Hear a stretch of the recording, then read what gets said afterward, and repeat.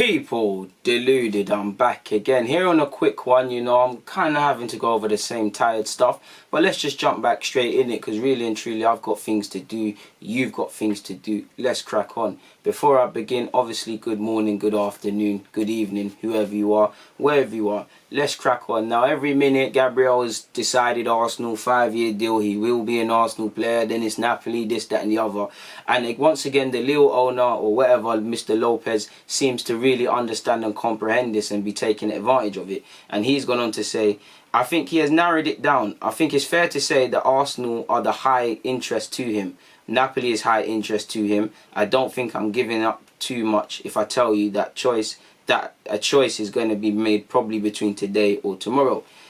Which again, this is just more sort of tactics and more egging on this sort of drama. And he went on to say that there's an agreement, says the agreement between Arsenal and Napoli are the same, so it's purely up to Gabriel to pick his option on football merit. Does he go to Napoli, where football is a religion in Naples? A lot of players have gone to Naples and improved themselves as footballers. Obviously, as a defender who is relatively young, going to Italy, which is the school of defending, you can't, there's enough reasons to want to go there and do that. Forgive me if I'm wrong, but apologies for kicking the screen. Is Gattuso not Napoli's boss? I could actually check that myself. And again, playing under a passionate man like that, it attracts you people. There's enough reasons. Like I said, Gattuso, there's a lot of reasons to want to sign there. He's got his former Lille teammate, Aouar, gone there now as well. For Arsenal, obviously he'll join a team which is fairly young, in defence. You've got you and Saliba long term. You're going to be a partnership for a while. Tierney's going to be beside you at left back, right back. For me, it's Maitland-Niles if he locks it down. You've got Leno and Martinez, which is in front of them, which they're not the oldest for a goalie, and you've got other people. So it's a young squad with a young gaffer trying to build stuff. Obviously, we're Arsenal falling off by our standards, but we're still Arsenal in terms of the resources and the size of the club. So there's enough merits to want to come here as well. Obviously, he's got his former teammate in Pepe, and I don't know how good his level of French is, but if he can speak decent French, you could imagine he'll fit in quite well with Saliba on the field, because they'll both speak French, which I should have said in the previous vid. But also, with Pepe, with Aubameyang, with Lacazette, if Guendouzi is here, and the rest of them, and obviously the South American influence might tip it as well. You've got Edu at the club, Jiguet, you've got what's-his-face, you've got young Martinelli, you've got Willian, Pablo Mari is Spanish, but you might as well class him as Brazilian because he's been there for a sec. I guarantee he probably speaks Portuguese. You've got David Luiz.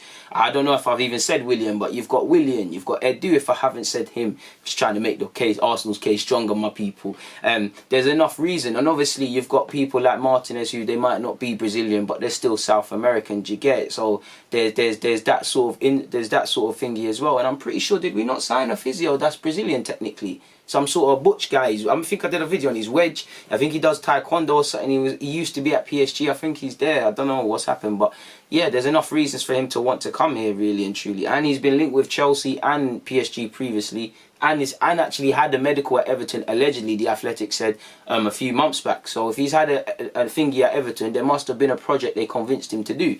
Clearly, Leo are cool with it. They want to make their profit on the player in the same way they did with Pepe. They're going to do with him, and they've done with Osimhen and other players.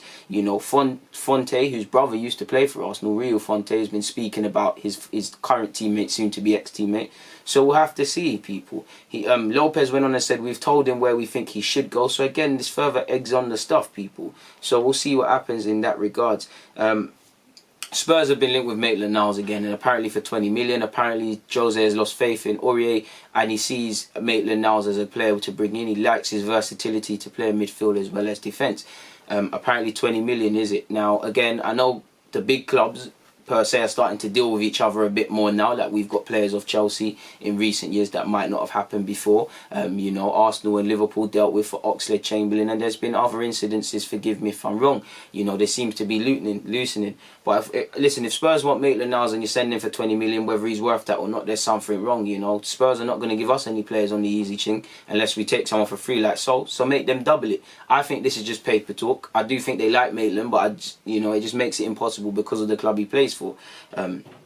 You have heard rumours today that Maitland wants to stay at Arsenal after talks with Arteta. We'll have to see. He probably is a person that could be sold to make funds, but I don't think this is going to happen in relation to Spurs. If it does, and the club don't fleece Spurs, then there's a problem. And for Maitland, if he wants to go to Spurs, cool, because shouldn't imagine he has to uproot sticks. He's still in London, but just make sure mentally you're ready to be prepared for it. You're not going to get slated like Sol Campbell because you're not that calibre of player right now, but it's going to get long, so make sure you're there.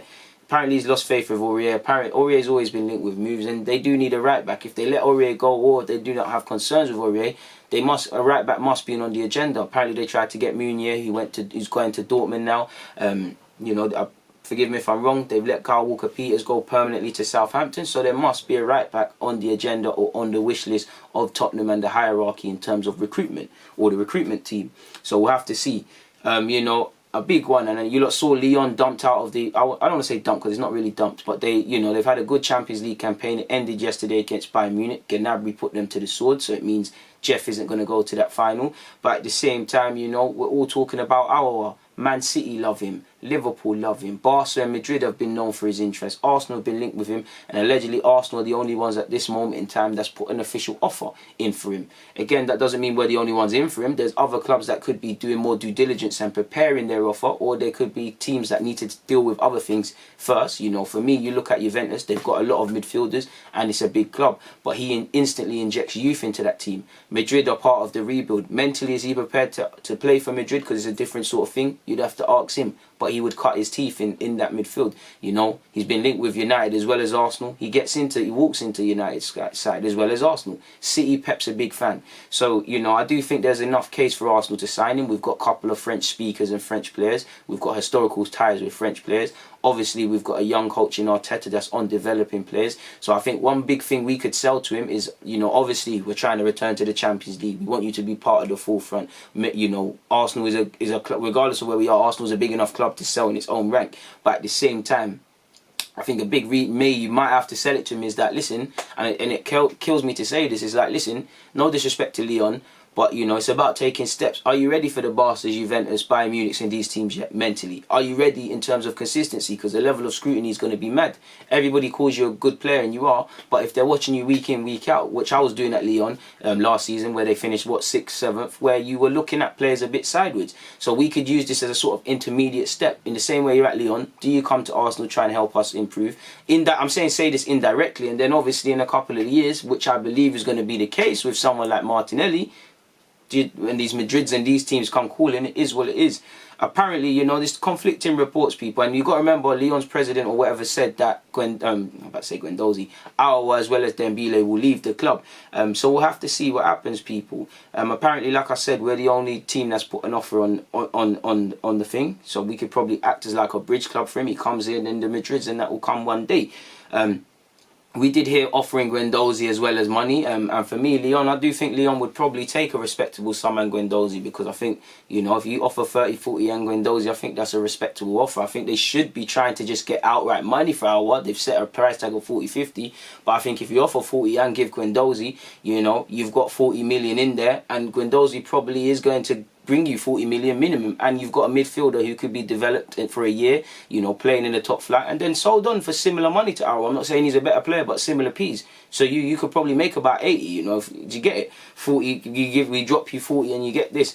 I don't know how true it is, because, you know, I'm hoping that Jorginho and obviously Edu, you know, being former Brazilian teammates, can do a thing, but I don't know what to believe, because the same L'Equipe reporter who allegedly said that this offer was rejected has now said it's the only offer on the table, and Lyon are yet to assess it. You did hear Lyon would assess the whole team after the Champions League, so there probably will be a move on in terms of who Lyon want to bring in, and in terms of who they want to sell and do their thing. So we'll have to probably wait. But in relation to Maitland-Niles, Gabriel, and obviously Guendouzi / Aouar, this is all I've got to say, people. It's been a mad sort of couple of weeks, and it's been a mad day. We've had the fixtures announced and now this, but I've got nothing more to add, man. So on that note, it's always a pleasure. DG, I'm out, people.